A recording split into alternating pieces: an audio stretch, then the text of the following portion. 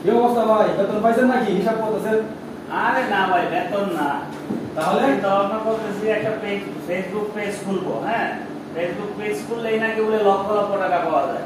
আমি দেখতেছি যে আমার পরিচিত অপরিচিত যে কতজন লোক আছে, যে আমি পেজটা খুললে কতটুকু আমি লাইক কমেন্টস কতটুকু পাবো। হ্যাঁ, এর একটা হিসাব করতেছি ভাই, এটা হিসাব করে বার করতেছি। হ্যাঁ, আইসব বোনাস। আপনি মনে হয় নতুন না? নতুন হলে এরকমই হয়, মানুষ বারবার দেখে। আমি আপনার 5 বছর ধরে একটা পেজ চালাই। আমার পেজে ফলোয়ার হচ্ছে 40,000।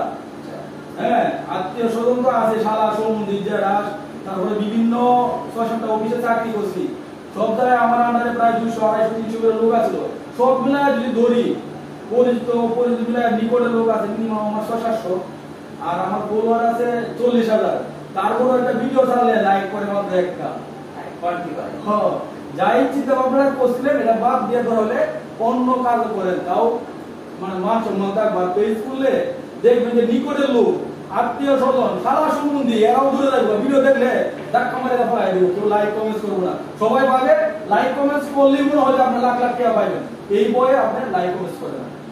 এটা হচ্ছে আমাদের বাঙালিদের মানে টেন্ডেন্সি, চিন্তা ভাবনা। তো ভাই আমি আর এটা খুলে দিলে কি করবো? আমি 5 বছর ধরে করতেছেন যে কোনো ফায়দা নাই। আমার মনে হয় না, এটা আমাদের যাওয়ার দরকার নাই। আমাদের গেলে দেখবেন যে আপনার শত্রু বাইরে দেখলো। এখন নরমালি আপনি একটা ভিডিও ছাড়লে বা ছবি ছাড়লে যে কটা লাইক কমেন্টস করে, যখন আপনি এটা প্রফেশনাল ভাবে আপনি রেগুলার ভিডিও ছাড়বেন, রেগুলার ছবি ছাড়বেন, তখন দেখবেন যে আপনার 100টার মধ্যে একটাও লাইক কমেন্টস করবো না। তখন নিজেরই খারাপ লাগবে। হচ্ছে এই রাস্তার আমাদের না যাওয়াটাই ভালো, আমি মনে করি।